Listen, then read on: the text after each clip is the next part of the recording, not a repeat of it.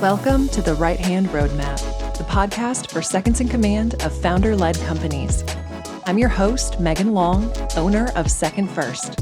In each episode, we show you the path to success on your journey as the number 2 leader in entrepreneurial companies.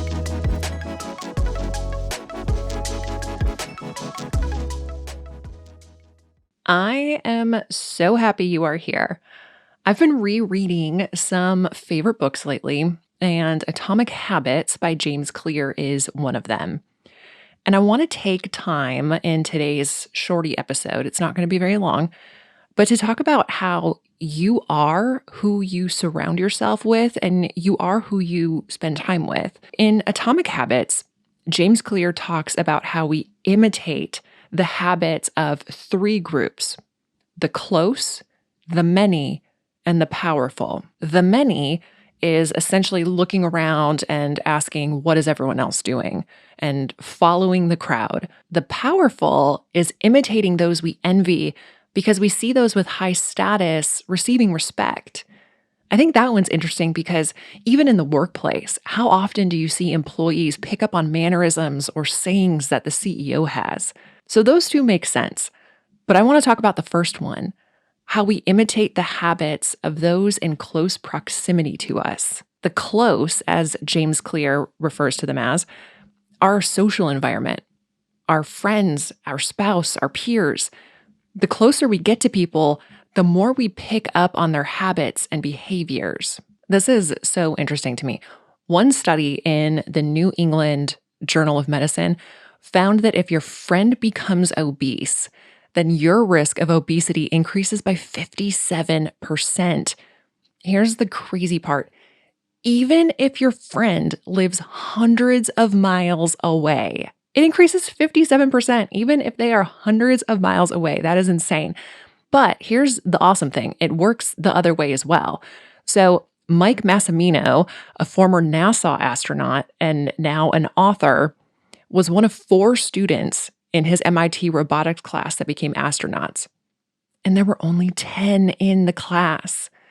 So out of 10 students, 4 of them became astronauts. So there's no coincidence that the proximity effect of the peers in that class attributed to 40% of them becoming astronauts. These types of studies show that we rise and fall to the level of those around us. Jim Rohn has a famous quote that is, "You are the average of the 5 people you spend the most time with." We respond to the environment that we are in and the people that we are around. So personally, as a business owner, this is why it is so important that we handpick the members and people have to actually apply to get into Second First Exchange mastermind groups. We only want members to sharpen each other and challenge each other to be better. There's such a strong tie to our identities in this as well. So consider why groups like AA are so successful. Not only are you able to surround yourself with peers that have the same belief system and motivation, but sobriety becomes this shared identity. We are sober. We are AA members, right? So that might be a heavy example, but maybe you want to start running, so you join a running club. Now you're surrounded by those who actively run. There's now a common habit, and being a member of this club has shifted your identity. As members, we are runners. You are now a runner. As a second in command, unfortunately, there's only one of you. You don't have high-performing peers in the workplace to surround yourself with and absorb their positive habits. I challenge you to look outside of your organization. What professional groups are in your area that you can plug into and find that motivation to level up? I know a gentleman that just started holding his own coffee meetups with EOS integrators to create his own community for this reason. Personally, yes, I'm in a number of formal paid organizations for entrepreneurs and business owners.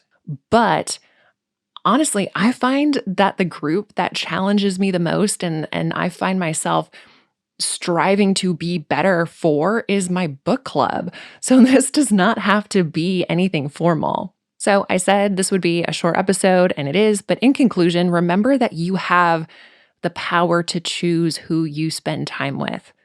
Be intentional about building relationships that not only elevate you personally and professionally, but also contribute positively to your habits. And as a second in command, the energy you bring to the table is contagious and influencing to those around you as well. To find show notes and links for anything mentioned in this episode, visit secondfirst.com/12. Be sure to subscribe to catch future episodes and leave us a review on whatever platform you're listening on.